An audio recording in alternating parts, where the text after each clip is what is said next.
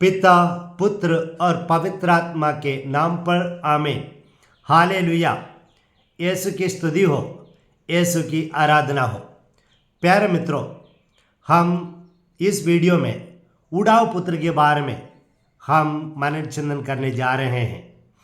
प्रभु यीशु मसीह ने कहा ईश्वर प्यार है। वह यीशु मसीह ने उसको अपने जीवन द्वारा, अपनी शिक्षाओं के द्वारा हमें समझाया है। हालेलुया। और ईश्वर प्यार है, यह समझाने के लिए प्रभु यीशु मसीह ने अलग अलग दृष्टांत हमें सुनाया। उन दृष्टांतों में से सबसे सुंदर दृष्टांत यह है कि उड़ाऊ पुत्र का दृष्टांत संत लूकस का सुसमाचार अध्याय 15 को कहलाते हैं कि गॉस्पल ऑफ द गॉस्पल्स, यानी सुसमाचारों का सुसमाचार है। संत लूकस का सुसमाचार अध्याय 15। Praise the Lord. यहाँ पर हम 3 दृष्टांतों के द्वारा ईश्वर के गहरे प्यार के बारे में हम समझते हैं। प्रभु यीशु मसीह हमें समझाने की कोशिश करते हैं। आइए हम धीरे धीरे यह दृष्टांत को हम समझेंगे। मैं एक एक लाइन पढ़कर उसका विवरण आपको मैं दूंगा, तो इसलिए ये थोड़ा लंबा होगा ये वीडियो, लेकिन ये आपके लिए बहुत उपयोग होगा, बहुत फलदायी होगा। Hallelujah, hallelujah. आइए हम पढ़ते हैं। ईसा ने कहा, किसी मनुष्य के 2 पुत्र थे। छोटे ने अपने पिता से कहा, पिताजी, संपत्ति का जो भाग मेरा है मुझे दीजिए। और यहाँ पर कहने का तात्पर्य यह है कि ये छोटा बेटा जो है उसका जन्म यही घर में हुआ था। जन्म से लेकर युवावस्था तक पिता के साथ रहना उनके लिए कठिन नहीं था। उन्होंने काफ़ी एंजॉय किया, लेकिन जैसे कि वह युवा बन गए तो मोह माया, दुनिया के मोह माया उनके दिल दिमाग में आना शुरू हुआ और उसमें फंसना शुरू हुआ। और ये बेटा जो है घर के बाहर देखा और वहाँ पर देखा लड़के लड़कियाँ शायद काफ़ी खुश नज़र आ रहे हैं, काफ़ी आनंदित हैं। और ये देखकर ये बेटे ने सोचा कि देखो, बहुत सारी संपत्ति होने के बावजूद भी यह संपत्ति मैं अपनी इच्छा के अनुसार इस्तेमाल नहीं कर पा रहा हूँ, क्योंकि पिताजी है। और इसी प्रकार ये बेटे ने सोचा कि अगर पिता से दूर जाओ संपत्ति को लेके तो मैं आनंद अनुभव कर पाऊंगा, तो मैं खुश हो जाऊंगा। और इसी मकसद दिल में रहकर खुशी पाने के लिए, आनंद पाने के लिए ये बेटे ने निर्णय लिया कि पिता से दूर जाना है। विधि विवरण ग्रंथ अध्याय 21 वाक्य 17 में कहते हैं कि यहूदियों के बीच में ये था कि जब कुछ संपत्ति का हम विभाजित करते हैं तो संपत्ति का 1 भाग छोटे बेटे को है और 2 भाग बड़े बेटे को है। और इसके अलावा ये भी है यहूदियों के बीच में कि पिताजी की संपत्ति पिता की है, क्योंकि पिता ने मेहनत की है। और ये पिता की संपत्ति बच्चों को उस समय मिलता है जब पिताजी का डेथ हो जाता है, मृत्यु हो जाती है। तो यहाँ पर लड़का बोल रहे हैं कि प्रभु कि पिताजी, आप तो मरने वाले हैं, तो मरने से पहले ही मुझे ये संपत्ति दीजिए ताकि मैं बाहर जाकर मेरा जीवन अच्छी तरह बिता पाऊँगा। इसी प्रकार पिताजी से ये छोटा बेटा जो है आग्रह करते हैं। Hallelujah, hallelujah. कभी कभार हमारे जीवन में भी ऐसा ही है। बचपन में माता पिता के साथ रहना हमारे लिए बहुत अच्छा था, लेकिन युवा होने के बाद माता पिता कुछ डिसिप्लिन, अनुशासन हमारे जीवन में लाने के कारण, इसी प्रकार के मोह माया के कारण हमें भी ऐसा लगता है कि हमारे जीवन में कि चर्च से दूर रहना, पिता से दूर रहना, ईश्वर के वचनों से दूर रहकर जीवन बिताना हमारे लिए काफ़ी लाभदायक होगा। इसी प्रकार हम भी कभी कभार मन में सोचते हैं। हालेलुया। तो आगे हम पढ़ेंगे। और पिताजी ने क्या किया? पिताजी ने संपत्ति को विभाजित कर दिया, बांट दी। तो पिताजी, ईश्वर प्यार है और पिताजी हमें आदर सम्मान देते हैं। पिताजी हमें फ्रीडम देते हैं, आज़ादी देते हैं। इसलिए पिताजी उस जो छोटा बेटा जो है उनकी जो बात मानते हैं और संपत्ति बांट देते हैं। हालेलुया। तो यहाँ पर हमें ध्यान देना है कि पिताजी हम लोगों को आज़ादी प्रदान की है और हमें आदर सम्मान करते हैं। हमारी जो रीति रिवाज है, हमारी जो राय है, उसके अनुसार जीवन बिताने के लिए अनुमति देते हैं। थोड़े ही दिनों बाद छोटा बेटा अपनी संपत्ति एकत्रित कर किसी दूर देश चला गया। तो यहाँ पर कहने का मतलब यह है कि अगर हम किसी जगह पर रहना पसंद नहीं करेंगे तो हम क्या करेंगे, तुरंत जाने के लिए कोशिश करेंगे। लेकिन यहाँ पर ये बेटा 2-3 दिन उनके लिए लगा। क्यों? क्योंकि उनको संपत्ति एकत्रित करना था। जैसे कि संपत्ति क्या है, ये ज़मीन घर नहीं ले जा सकते हैं, और पुराने ज़माने में चेक लीफ वगैरह नहीं था, और इसलिए उनका गाय बैल घोड़ा गाड़ी सब कुछ और चावल गेहूँ सोना चांदी ये सब कुछ इकट्ठा करना था। और ये सब कुछ इकट्ठे करने में काफ़ी समय लगा, कुछ दिन लगा, और इसलिए 2-3 दिन के बाद ये बेटा जाता है। और बेटा काम पर जाता है, दूर देश जाता है।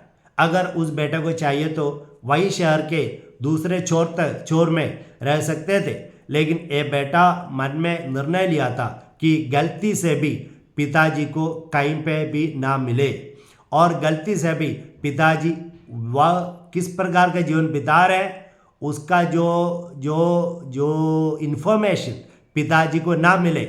और इसलिए ये बेटा जो है यहूदियों के रीति रिवाज से दूर होकर समारी के रीति रिवाज को अपनाते हैं, ये पैगन जीवन शैली को अपनाते हैं, एक पापमय जीवन शैली को अपनाते हैं। हालेलुया।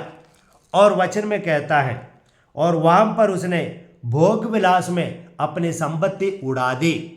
कहने का तात्पर्य यह है, प्यारे विश्वासियों, जब कभी हम ईश्वर से दूर चले जाते हैं वहाँ पर भोग विलास का आरंभ होता है।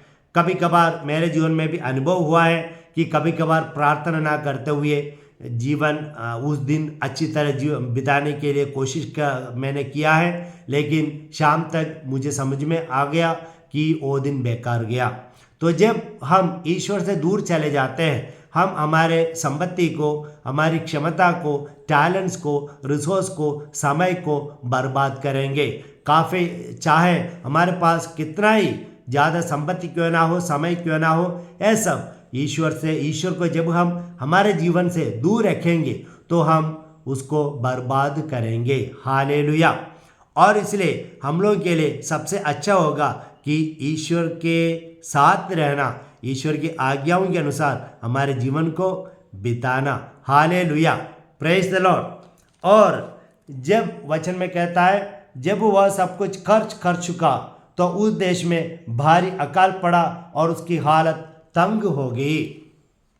यहाँ पर कहने का तात्पर्य यह है कि ये बेटा जो है अच्छी तरह सोच समझ के एक सुंदर जीवन बिताने के लिए, एक आनंदमय जीवन बिताने के लिए पिता को छोड़ के भागे, लेकिन उनका जो गणित जो है, कैलकुलेशन जो है बिगड़ गए। तो उनके सोच के अनुसार सब कुछ ठीक नहीं गया, लेकिन सब कुछ बिगड़ गया। तो हम भी इसी प्रकार जब प्रभु से दूर जाकर जीवन बिताने के लिए हम आरंभ करेंगे तो एक गलती हमारे जीवन में भी हो सकती है। हालेलुया। और आगे, इसलिए वह उस देश के एक निवासी का नौकर बन गया जिसने उसे अपने खेतों में सूअर चराने भेजा। जो फलियां सूअर खाते थे उन्हीं से वह अपना पेट भरना चाहता था, लेकिन कोई उसे उनमें से कुछ नहीं देता था। यहाँ पर कहने का तात्पर्य यह है कि उनकी स्थिति जो है बहुत बुरी होगी, और इसलिए वे उस बुरी हालत में वे वहाँ का एक नागरिक के पास जाता है, और नागरिक के पास जाकर सूअर का काम करने के लिए शुरू होता है, तैयार होते हैं। तो यहाँ पर भेड़ बकरी चराने का काम नहीं, बल्कि सूअर का काम करना। याद रखना कि एक यहूदी लड़का के लिए, युवा के लिए सूअर एक अशुद्ध एनिमल है, अशुद्ध जानवर है। उसको उसका देखभाल एक यहूदी बेटा जो है, लड़का जो है, कभी नहीं करेंगे। लेकिन उनके तंग हाली में वह वो करने के लिए भी तैयार हो गए। Hallelujah, praise the Lord, hallelujah. तो कहने का तात्पर्य यह है कि प्रभु से दूर चले जाने से हमारे जीवन की अवस्था ऐसा हो जाता है, जैसे कि मनुष्य कुछ भी करने के लिए तैयार हो जाता है। जब वह भूखे हैं, प्यासे हैं, तो कुछ भी पानी पीने के लिए तैयार हो जाते हैं, कुछ भी खाना खाने के लिए तैयार हो जाता है। इतिहास में हम देखते हैं कि भूख से मरे माता लोगों ने अपने बच्चों को मार डालते हुए अपने भूख को मिटाया है। इसी प्रकार इतिहास में हम देखते हैं। हालेलुया। और इसी प्रकार की एक अवस्था में ये बेटा गुजरता है। तो यहाँ पर सोचने की बात यह है कि ये बेटा सूअर चराने तैयार हो गए। तो इसका मतलब यह है, सूअर चराने से उनको एक वेतन मिलना था। क्यों? वेतन के बारे में प्रभु ईसा मसीह ने यहाँ पर जिक्र नहीं किया है। इसका मैंने मनन किया तो मुझे ये उत्तर मिला। ये इस प्रकार है, ये बेटा वो नागरिक के पास गया है। नागरिक के पास जाकर क्या कह दिया होगा?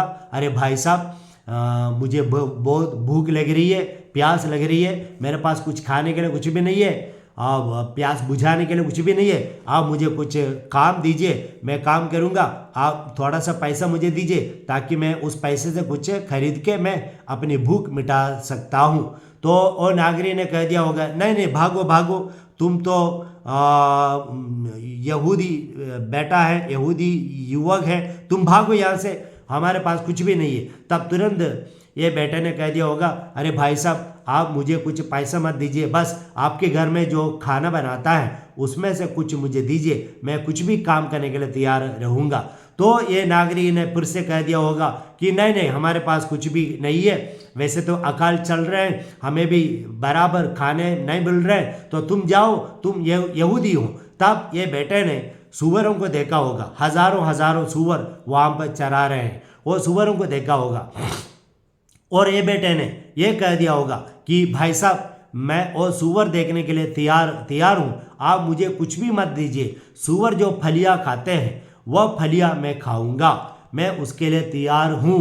तो उस समय ये नागरिक ने सोचा होगा, अरे ये अच्छी बात है कि मुझे कुछ अलग वेतन देने की ज़रूरत नहीं है, हाँ, ये सूअर का जो फलियाँ जो हैं वो खाने दीजिए। इसी प्रकार नौकर ने एक काम दिया होगा और वचन में कहता है कि यहाँ पर सूअर जो फलियाँ खाते हैं ये भी उनको नहीं मिला, सूअर ने उनको नहीं दिया, सूअर ने उनको भगा दिया, सूअर जो खाता है वो भी नहीं मिला। कहने का तात्पर्य यह है कि ये बेटा एक समय एक अच्छा चावल खाता था, ब्रांडेड चावल खाता था, अभी उसका जो भूसा है वो तक नहीं मिल रहा है। Hallelujah, hallelujah.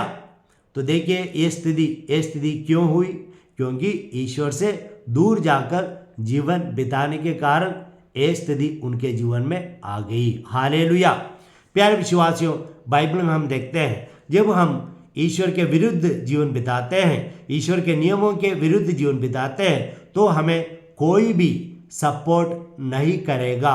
ये नेचर, कुदरत और एनिमल्स, जानवर कुछ भी सपोर्ट नहीं करेगा। इसका उदाहरण काफ़ी उदाहरण है, जैसे सोदोम गोमोरा, वहाँ के लोग पापों में जीवन बिताया तो क्या हो गया? अग्नि सब गिरकर वे सबके सब मर गए। नेचर उन्हें सपोर्ट नहीं किया। नोह के समय लोगों ने शादी करते हुए, शादी तोड़ते हुए, शादी करते हुए, खाना वाना खाते हुए जीवन बिताया ईश्वर को भूलकर, और वहाँ पर भी जल प्रलय आ गया, वे उनका सर्वनाश हो गया। हम आगे पढ़ते हैं कि जोना के जीवन में, जोना को ईश्वर ने कहाँ जाने के लिए कहा? निनवे जाने के लिए कहा, लेकिन जोना तार्शिश गया, तो वहाँ पर क्या हो गया? आंधी तूफान समुद्र में आ गया, और इसी प्रकार और कुदरत उनको सपोर्ट नहीं दिया।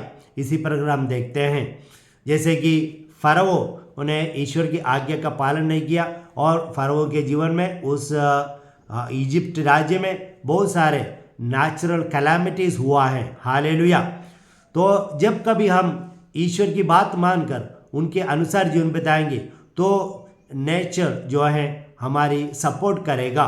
जैसे कि हम पढ़ते हैं जैसे मोसेस ईश्वर की आज्ञाओं के अनुसार जीवन बिताया तो इसलिए क्या हो गया, लाल समुद्र रास्ता बना दिया मोसेस के लिए, और आकाश से मन्ना आया, चट्टान से पानी मिला, और दिन में बादल आया, रात को अग्नि आई, और इसी प्रकार समय समय पर सब कुछ नेचर ने प्रदान किया मूसा को, उनके लोगों को।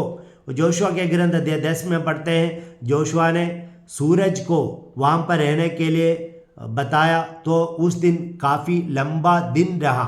इसी प्रकार सूरज ने जोशुआ की आज्ञा मानी क्योंकि जोशुआ ने ईश्वर की आज्ञाओं के अनुसार जीवन बिताया। हालेलुया। जैसे कि हम देखते हैं जब नबी एलियास के समय अकाल पड़ा 3.5 वर्ष तक, तब क्या हो गया, एलियास को एक क्रो ने उनको खाना दिया, तो एक पक्षी ने उनको खाना प्रदान किया। हालेलुया। और इसी प्रकार के बहुत सारे उदाहरण देखते हैं बालाम के जीवन में। बालाम जब इस्राएल जनता को अभिशाप करने के लिए गया तब ये गधा जो है उनको फटकारा।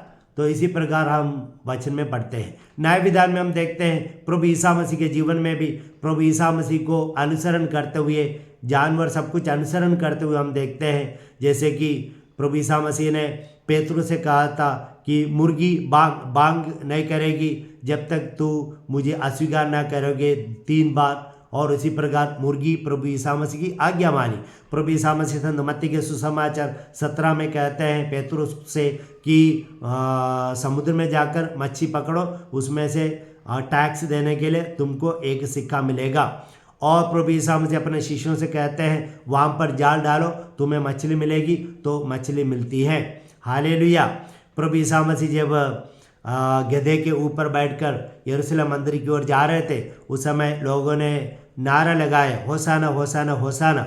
उस समय फरीसी लोग आकर यीशु से कहा, इनसे कह दो ये नारा लगाना बंद करें। तो यीशु ने क्या कहा, ये नारा बंद करेंगे तो मेरे लिए पत्थर नारा लगाना शुरू करेंगे। हालेलुया। यीशु मसीह की मृत्यु हुई उस समय भी कुदरत काफ़ी दुखित हो गए थे, ये भी हम पढ़ते हैं। हालेलुया। तो इसलिए प्यारे विश्वासियों, जब हम ईश्वर की आज्ञाओं के अनुसार जीवन बिताएंगे तो समस्त जानवर, समस्त क्रीचर्स, जीव जंतु जो हैं, कुदरत जो है हमें सपोर्ट करेंगे। हालेलुया। Praise the Lord. और आगे हम पढ़ते हैं तब वह होश में आया, तो उस समय तक वह होश में नहीं था। तो जब ये बेटा ने जब निर्णय लिया पिता से दूर जाने के लिए, उस समय होश में नहीं था। उस समय क्या उनके अंदर क्या था, दिमाग में उनके अंदर संसार के मोह माया से भ्रमित होकर उनमें से प्रेरणा पाकर निर्णय लिया था, लेकिन अभी होश में आया। कभी कभार हम गुस्से में, निराशा में, अविश्वास में सब निर्णय लेते हैं, तो उस समय हम होश में नहीं है। तो इस प्रकार का निर्णय विश्व कृपया आप नहीं ले, क्योंकि ये गलत होता है। हालेलुया। और उन्होंने क्या सोचा कि बैठकर सोचने लगा कि अब मैं कहाँ जाऊँ, मैं भूखा मर रहा हूँ। एक बात मैं आपको याद दिलाना चाहता हूँ, प्रभु ईसा मसीह ने सोच समझ के कहा कि फलिया भी उनको नहीं मिलता था। तो ये फलिया अगर उनको मिला होता तो ये वापस जाने के लिए कभी नहीं सोचते। ये बेटा जो है फलिया खाकर, सुअर को चराकर फलिया खाकर उसी प्रकार वहाँ पर मर जाते।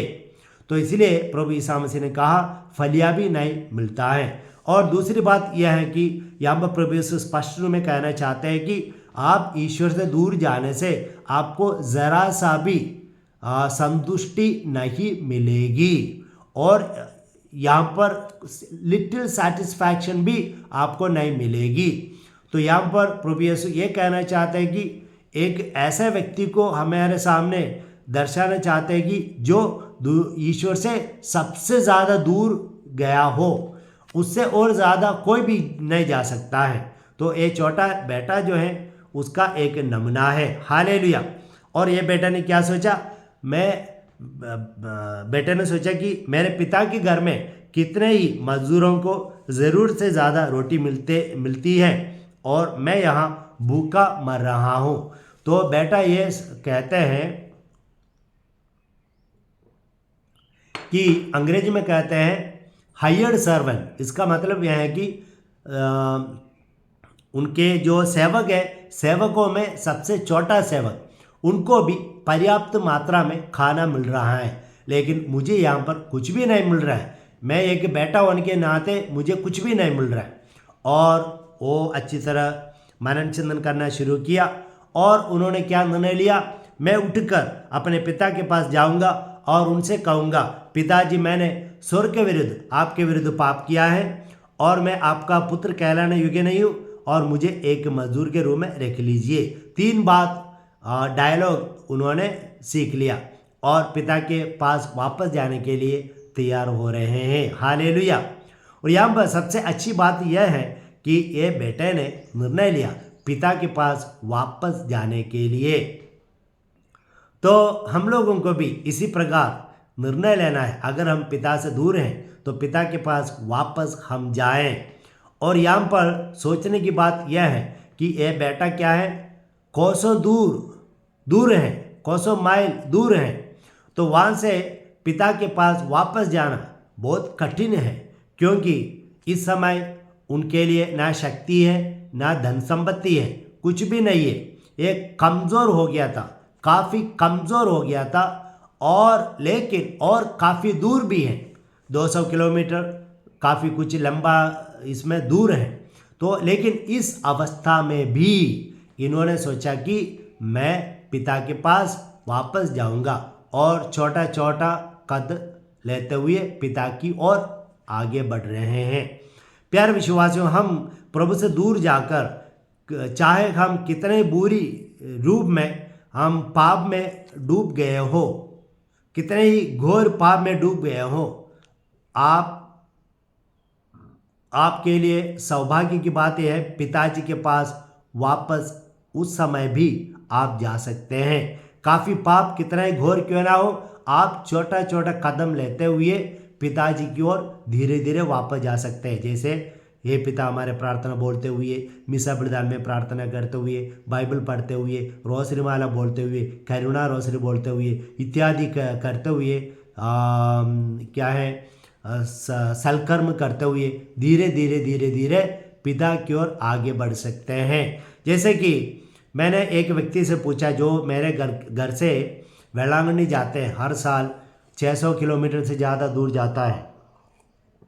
और मैंने उनसे पूछा कि आप कितना किलोमीटर एक दिन जाते हैं, पैदल जाते हैं? तो उन्होंने कहा ये फादर मैं 30 से 35 किलोमीटर जा सकता हूँ पैदल। तो कहने का तात्पर्य यह है कि एक व्यक्ति जो तंदुरुस्त है वह व्यक्ति एक दिन में 30 से 35 किलोमीटर पैदल जा सकते हैं।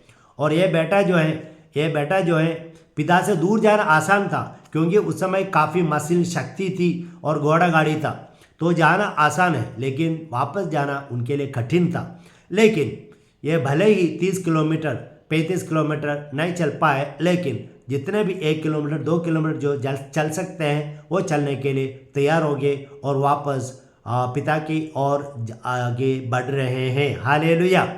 और यहाँ पर दूसरी बात यह है कि मैंने उस व्यक्ति से पूछा था कि आप चलते समय कुछ पैसे लेते हैं? उन्होंने कहा बस 50 रुपया पॉकेट में डालता हूँ और जाता हूँ। और जब कहीं मुझे भूख लगती है, मैं कोई भी होटल में कहीं पे भी जाकर उनसे कहता हूँ मैं वेलांगनी की ओर जा रहा हूँ, मुझे कुछ भूख लग रही है, मुझे प्यास लग रही है, मुझे कुछ दीजिए।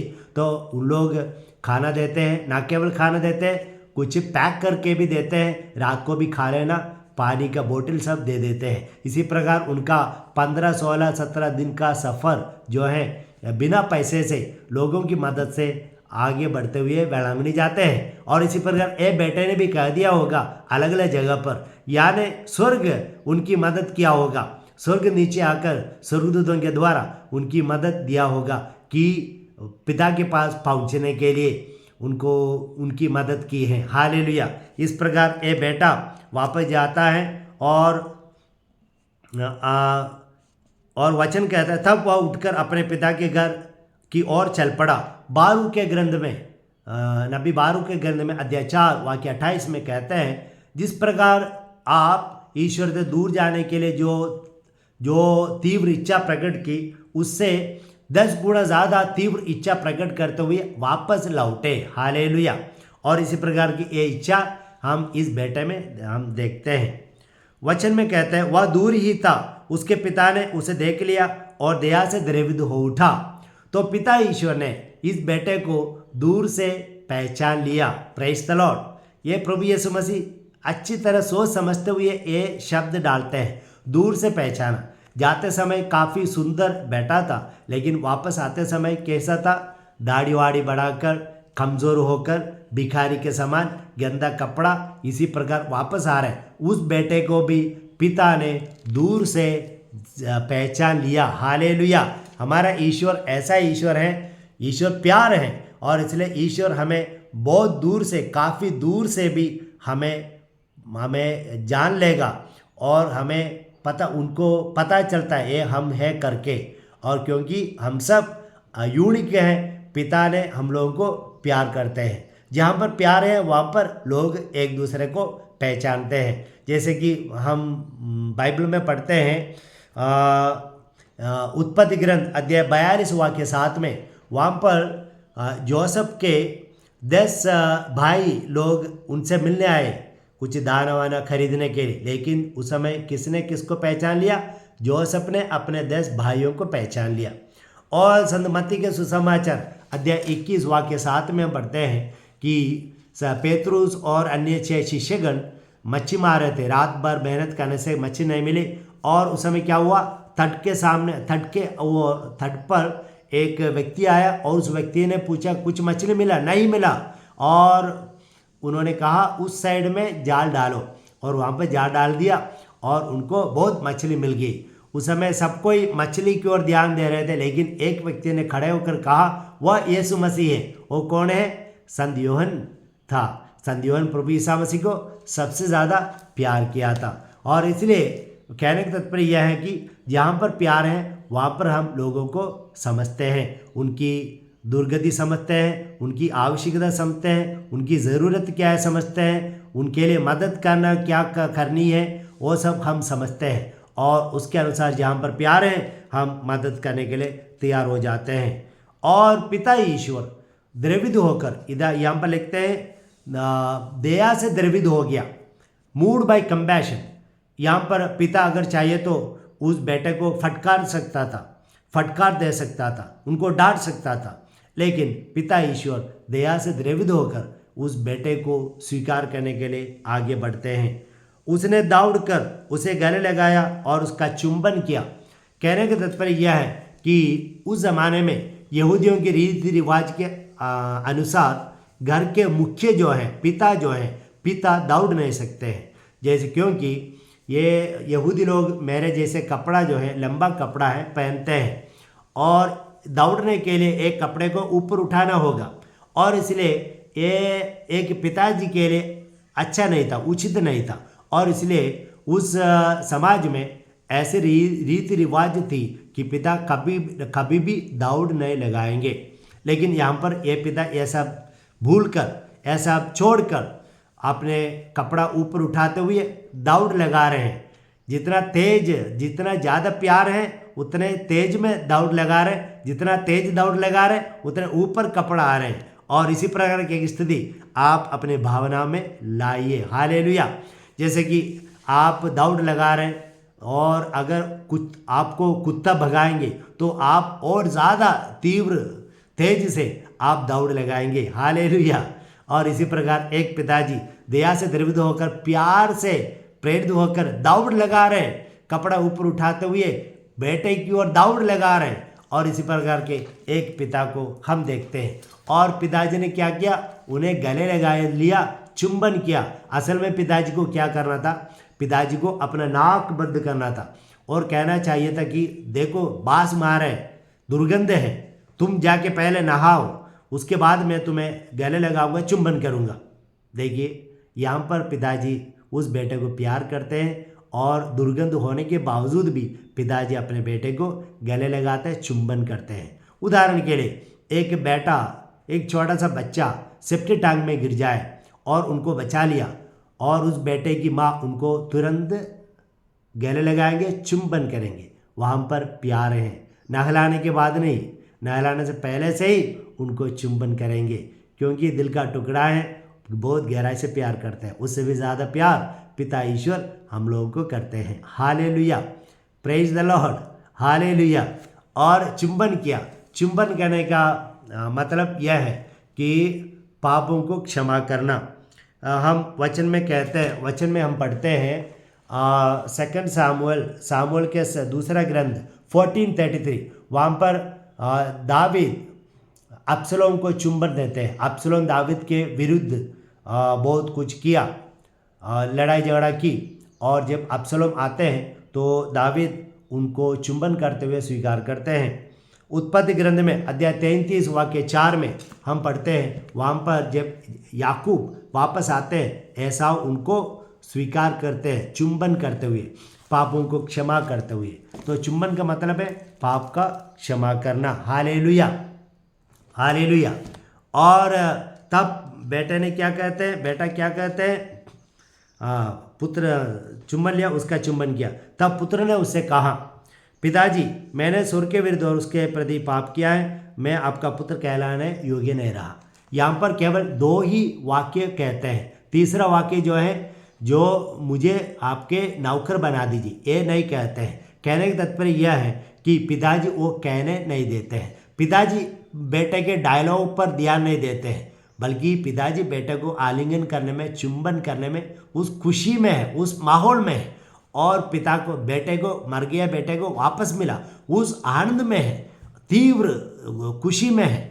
और इसलिए पिताजी बेटे जो कह रहे हैं वो सब पिताजी नहीं सुन रहे हैं। हालेलुया। और पिताजी क्या कहते हैं, यहाँ पर पिताजी कहते हैं, परंतु पिता ने अपने नौकरों से कहा, ये नौकर लोग, सिलेदास लोग वहाँ पर कैसे आ गए? अभी उन लोग कहाँ पर खड़े हैं? घर के बाहर 300-400 मीटर दूर और या 500 मीटर दूर खड़े हैं। वहाँ पर ये नौकर लोग कैसे आ गए? वहाँ पर नौकर लोग इसलिए आए जब पिताजी जोर जोर चिल्लाकर मेरा बेटा आ गया, मेरा बेटा आ गया, ऐसा करके जोर जोर चिल्लाकर दौड़ लगा रहे थे। ये दास लोग भी उनके पीछे हो लिए और तुरंत पिताजी अपने दास लोगों से कहते हैं, जाओ जल्दी वापस जाओ, जिस प्रकार तुम तीव्रता में दौड़ लगाकर आए उसी प्रकार जल्दी वापस जाओ और सबसे बेहतरीन कपड़े, सब कुछ, चप्पल, सब कुछ लेके आओ और मोटा बछड़ा भी मारो।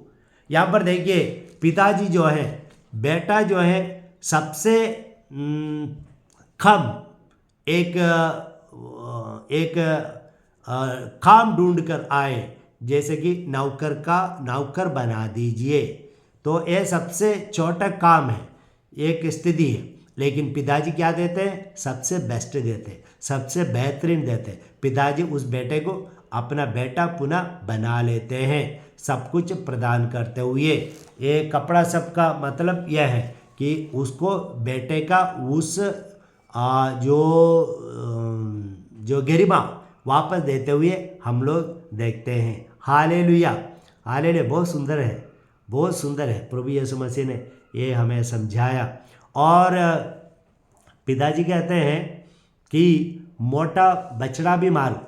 उदाहरण के लिए मोटा बछड़ा का मतलब यह है कि उस समय यहूदी लोग कुछ त्यौहार आते समय अपने घर का एक बछड़े को अलग रखता था और उस बछड़े को बहुत ज़्यादा खाना देता था, और ताकि जब त्यौहार आते हैं, त्यौहार के समय ये बछड़ा मोटा होता है और उसको काट कर त्यौहार मनाते थे।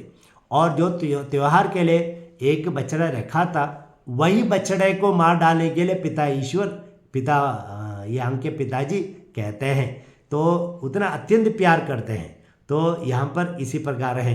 हमारे जीवन में देखिए, अगर हम क्रिसमस के लिए इसी प्रकार कुछ मोटा बछड़ा रख दिया, कोई दिसंबर में हमारे घर आता है तो हम मोटा बछड़े को नहीं मारेंगे, क्योंकि मोटा बछड़े को मारने से हमारा क्रिसमस खराब हो जाएगा।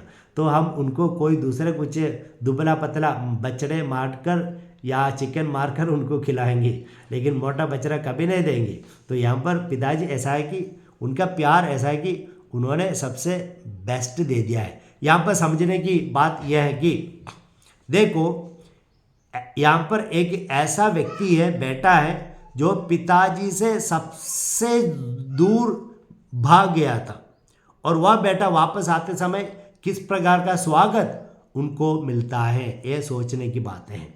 और इसलिए अगर आप भी इसी प्रकार पाप करते हुए दूर चले गए क्यों ना हो, आप वापस आइए। आप वापस आने से क्या होगा, आपको भी इसी प्रकार का स्वागत मिलेगा। ईश्वर की दृष्टि में आप बहुमूल्य हैं, और इसलिए आपके पाप बंधनों को, पापमय जीवन को, बुरी आदतों को छोड़कर आपकी आत्मा को बचाने के लिए आप पिता ईश्वर के पास आइएगा। Hallelujah, praise the Lord, hallelujah. तो आप संदेह करने की ज़रूरत नहीं है, पिताजी हमेशा तैयार हैं दोनों हाथ खोलकर आपको स्वागत करने के लिए। और आप जितना सोचते हैं उससे भी 100 गुना ज़्यादा या सबसे बेस्ट रूप में आपको स्वीकार करेंगे, आपको सब कुछ पिता ईश्वर प्रदान करेंगे। हालेलुया। और पिता ईश्वर कहते हैं कि हम आनंद मनाए, क्योंकि बेटा मरा हुआ था, अभी जिंदा मिल गया है। Hallelujah, praise the Lord. और यहाँ पर कुछ वचन इस प्रकार है कि मीका के ग्रंथ अध्याय 7:19 में वहाँ पर कहते हैं, ईश्वर फिर से दयालुता प्रकट करेगा, हमारे पापों को अपने पैरों तले रौंद देगा और उसको समुद्र के अगाध गर्त में फेंक देगा। और 103 स्तोत्र ग्रंथ 12 में कहते हैं, और पूर्व पश्चिम से जितना दूर है उतना दूर ईश्वर हमारे पापों को हमसे अलग करेगा। हालेलुया। तो पाप का हमारे जीवन में कोई भी वश नहीं रहेगा अगर हम पिता के पास वापस जाएंगे तब। और हम आगे पढ़ते हैं, ये लोग आनंद मना रहे थे, तो जेठा लड़का जो है वो वापस आया। उन्होंने ये शोर सुना और उन्होंने एक नौकर को बुलाकर उनसे पूछा, ये क्या हो रहा है? तो नौकर ने क्या कहा, आपका भाई वापस आ गया है और इसलिए आपके पिताजी आनंद मना रहे, मोटे बछड़े को मार डाला, आनंद मना रहे। और ये सुनकर ये बेटा लड़का जो है क्रोधित हो गए और घर के अंदर प्रवेश करने में मना किया। और पिताजी घर के बाहर आते हैं और जेठे लड़के से कहते हैं, बेटा अंदर आइए, हम एक साथ खुशी मनाएं, क्योंकि देखो तुम्हारा तो ये बेटा कहते हैं, बेटा इस प्रकार कहते हैं कि पिताजी, ये बेटा वेश्याओं के साथ इसी प्रकार के पाप किया और बेटा वापस आने से आपने ये सब कर दिया, मोटा बछड़ा मार डाला, मुझे एक छोटा मेमने तक नहीं दिया और आपका बेटा आ गया, इसी प्रकार कहते हैं।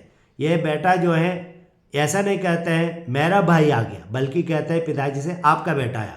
और पिताजी प्यार से उनको समझाते हैं कि देखो ये तुम्हारा भाई है, तो इसी प्रकार समझाते हैं। और पिताजी इसी प्रकार उनको बाध्य कर देते हैं, करते हैं कि घर के अंदर आकर खुशी मनाने के लिए। तो यहाँ पर हम लोग देखते हैं कि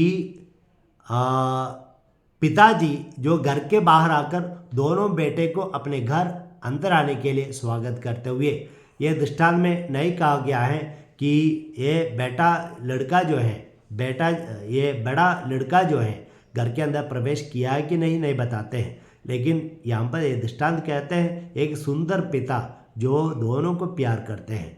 यहाँ पर दोनों बेटे खोए हुए थे।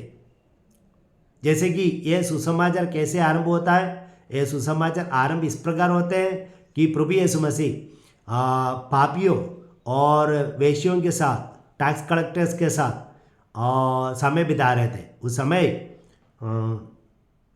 फरीसी और सादुकी लोग आकर उन बुनबुनाते हैं और इसी प्रकार उस समय यह दृष्टांत सुनाया गया। तो यहाँ पर पहला दृष्टांत है खोया हुआ भेड़। खोया हुआ भेड़ कहाँ पर खोया हो गया? बाहर खोया। और दूसरा दृष्टांत क्या है? सिक्का कहाँ पर खोया? घर के अंदर। और इसी प्रकार भेड़ के रूप में छोटा बेटा है बाहर खो गया था, सिक्के के रूप में बड़ा बेटा है अंदर खो गया था। तो जो बाहर खो गया है वो कौन लोग हैं? पापी लोग और नाकेदार लोग, है ना, पापी लोग नाकेदार लोग। और घर के अंदर खोया हुआ सिक्का और बड़ा जेठा वो कौन है? फरीसी और सादुकी लोग। और प्रभु यीशु कहते हैं, प्रभु यीशु सबको बुलाने आए हैं, तो सबका पिता के पास स्वागत है। हमारा ये क्षणभंगुर जीवन, ये प्यारे विश्वासियों, हम ईश्वर से दूर होकर अलग रहकर ना जीवन बिताए, बल्कि ईश्वर के पास आए। वह ईश्वर आपको हमेशा स्वागत करने के लिए तैयार रहते हैं, चाहे आपका पाप कितना ही घोर क्यों ना हो। जिस प्रकार हम लोग पढ़ते हैं कि नबी इसियास के ग्रंथ में अध्याय 1 वाक्य 18 में वचन इस प्रकार है कि आओ हम एक साथ विचार करें, तुम्हारे पाप सिंदूर की तरह लाल क्यों ना हो, वे हिम की तरह उज्जवल हो जाएंगे। वे किरमीज की तरह मटमैले क्यों ना हो, वे ऊन की तरह श्वेत हो जाएंगे। इस वचन पर विश्वास करते हुए हम प्रतिदिन कदम ले पिता की ओर, और हम पिता के साथ हमेशा रहें। वही हमारे लिए अच्छा है, अत्यंत उपयुक्त है। वह ईश्वर आपको कृपा प्रदान करे। पिता, पुत्र और पवित्र आत्मा के नाम पर आमीन।